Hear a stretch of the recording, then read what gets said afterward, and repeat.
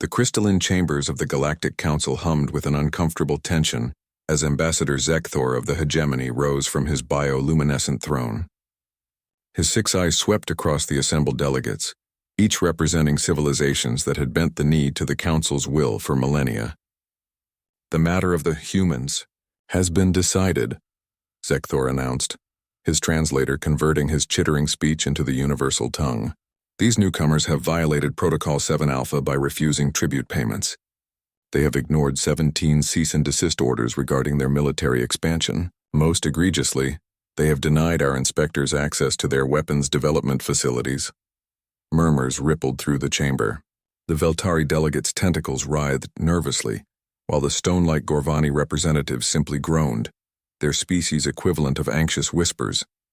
"The punishment is clear," Zekthor continued, his mandibles clicking with satisfaction.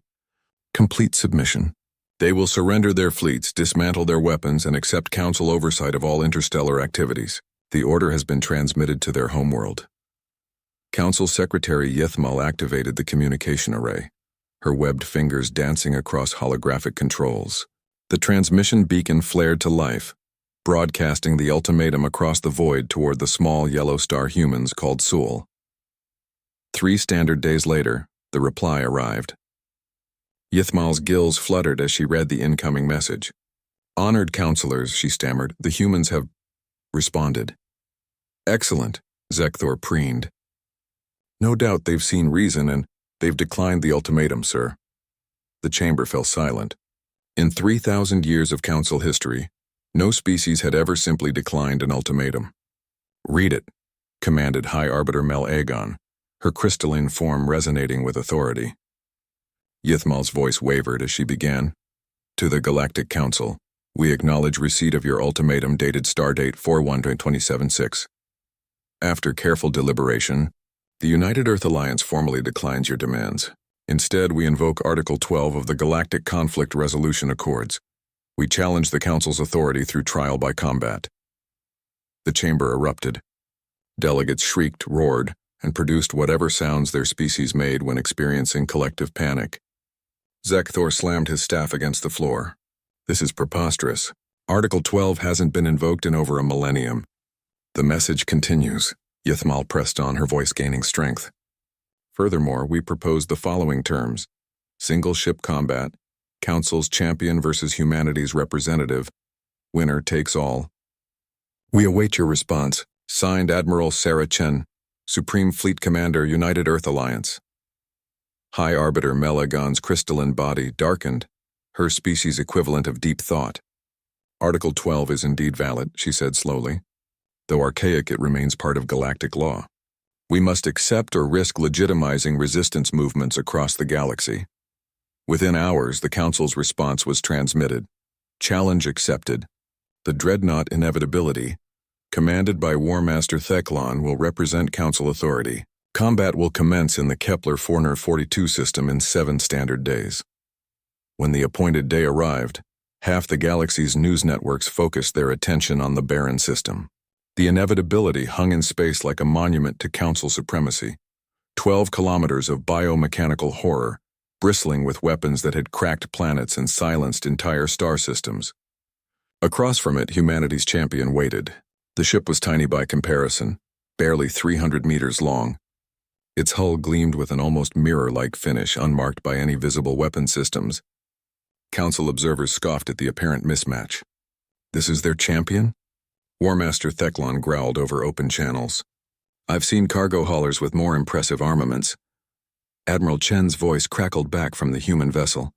"The Defiance may not look like much, but she's got it where it counts." "Ready when you are, big guy." Theclon didn't bother responding. He simply opened fire.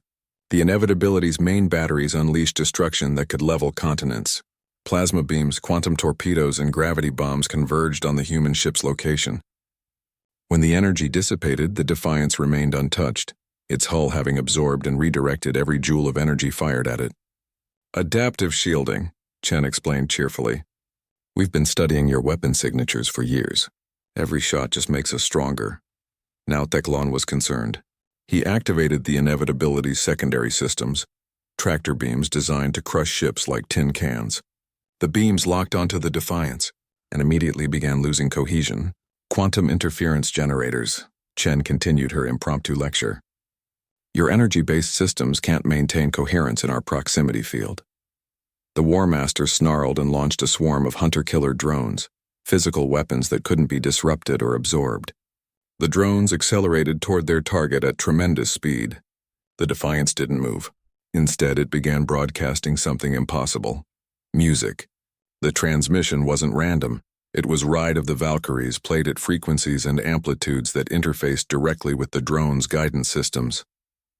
The mechanical hunters began behaving erratically, their programming overwhelmed by the auditory chaos. Half collided with each other, while the rest spun helplessly through space. Cultural warfare, Chen explained, her voice barely containing laughter. We figured out that most galactic AI systems can't process human music. Apparently, we're the only species crazy enough to make organized noise for entertainment. Theclon had exhausted his technological advantages. In desperation, he did what every council species had done for millennia when facing superior force. He surrendered. No, came Chen's response. We're not done yet. The Defiance began moving, not toward the inevitability, but around it in a complex pattern.